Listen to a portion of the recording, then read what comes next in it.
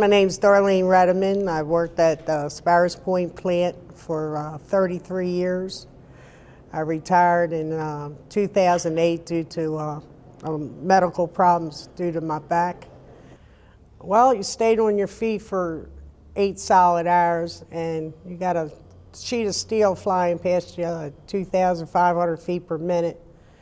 I mean, Bethlehem Steel was one of the hardest environments that that you could work in. I mean, the hours that we worked, the extreme heat, the freezing cold. You worked Christmases, 4th of July's, it didn't matter. Well, I got involved in the union a year after I started at Bethlehem Steel. I started off, actually, the first year I was there, I became the shop steward, which you took care of your department only. And then 3 years later, I became the zone committee person. And then I held a lot of titles as far as safety committees, blood bank committees.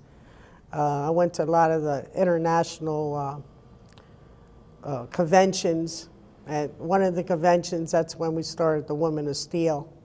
And we brought that back to the Sparrows Point plant. And, because a lot of the women back then were really discriminated against, big time.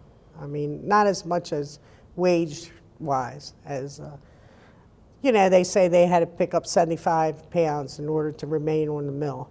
Well, you had men on the mill that couldn't pick up 75 pounds. So we fought that, I fought that really long and hard and finally won that case.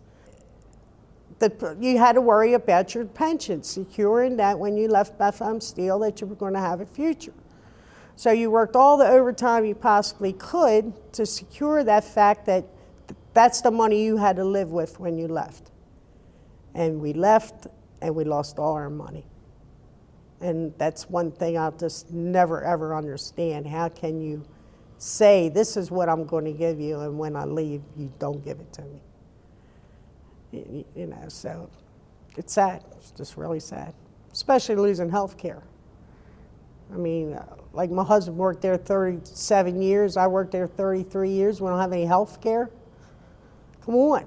Well, 2001 is when Bethlehem Steel went bankrupt.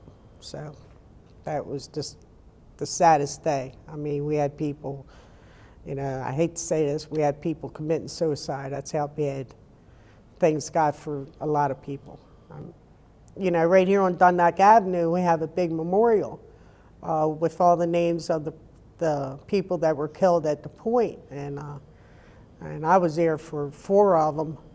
That I was a union rep at that time and had to investigate it. And that was nothing more horrible than to, you know, to see, you know, what actually happened for a man that's coming to work to support his family and never makes it home. It's very sad. The guy next to you wasn't an employee. He was your best friend. You knew everybody's children, wives, I mean, because if you weren't family down there and stuck together, you are going to get hurt. So you had to watch out for one another. So that was the saddest part about leaving Bethlehem Steel, that I had to leave all my friends behind.